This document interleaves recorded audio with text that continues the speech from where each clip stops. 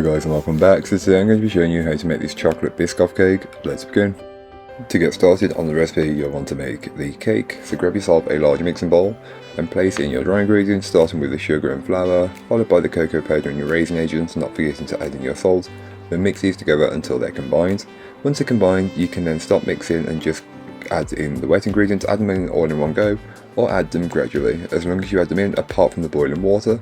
So as you can tell, I add in the milk, followed by the eggs and the oil, and then also the vanilla extract, and then just mix until that has all been fully incorporated and the mixture has become well combined. It should be slightly on the thicker side, but then you'll want to also then add in the boiling water, turn down the speed and mix that in until it's fully incorporated.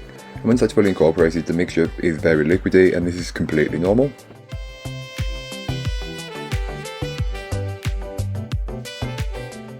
Give the bowl a good scraping down, and this is just to incorporate any bits that may not have been fully worked in from earlier on, so don't forget to get at the very top and very bottom of the bowl, depending on the kind of bowl that you are using. So then you can go ahead and divide the cake batter between your 3 6-inch cake tins which have been lined with parchment paper, and then place them into your preheated oven. For consistency, I like to use a scale to weigh out the mixture.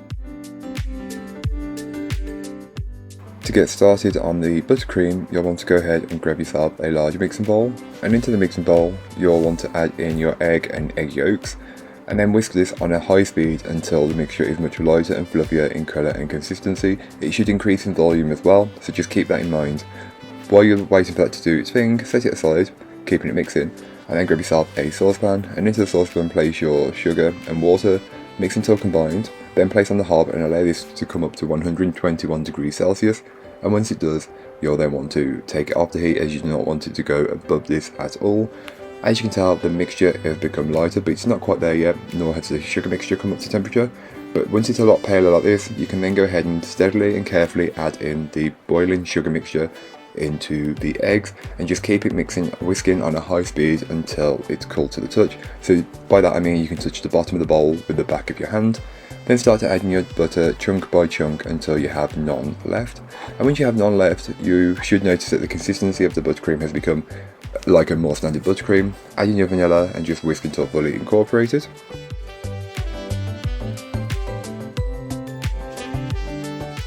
So once your buttercream is looking perfect, you can then go ahead and add in your Biscoff spread, and you could stop the mixer, but I kept the mixer going, it doesn't really make too much of a difference, so just add that in and whisk it or mix it until it's fully incorporated.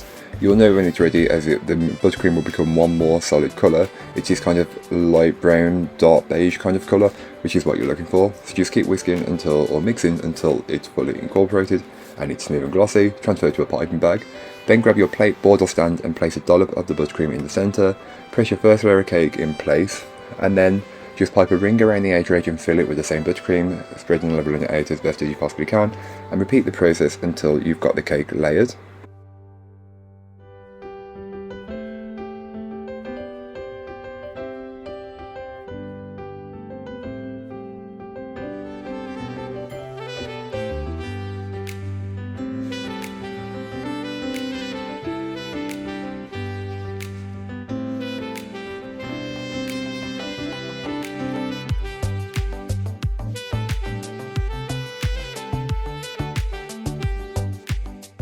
Then the decoration is really quite simple. All you do is pipe buttercream around the outer edge completely. Doesn't need to be perfect. The less gaps you have, the better it will look. So just keep going until you're happy with it, and then don't forget to pipe some on top as well. Spread and level it out as much as you need to get the right kind of look that you're going for. So I like to get mine as smooth and level as possible. I didn't level my cake, so that's why my cake is on the slight wonk.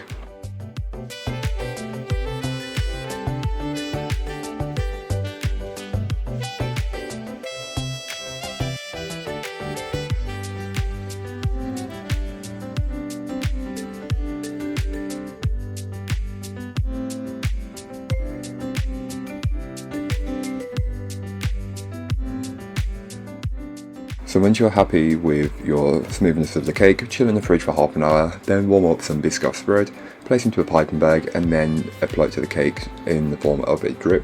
This is what I did and this is what I would like in a cake for myself, but if you want to do it another way, you do it whichever way works best for you.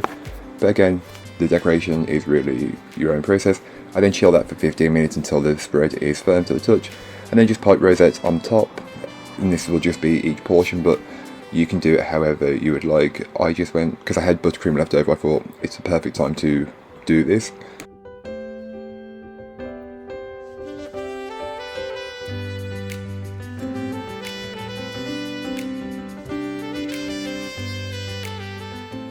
So then on top of each rosette, you can go ahead and place half of a Cadbury's Biscoff egg. These are, I think, new for this year, but I found them and I thought I've got to try them, and it was either cookies or this cake, and of course I went with the cake. But that's all for today. I hope you enjoyed. If you did, don't forget to like, comment and subscribe for more from me, and I'll be back again soon with another recipe, so join me then. In the meanwhile, don't forget to check out the description. There'll be a link to this recipe, a link to my blog, a link to all of my social media. But that's all for today. I hope you enjoyed. Bye guys.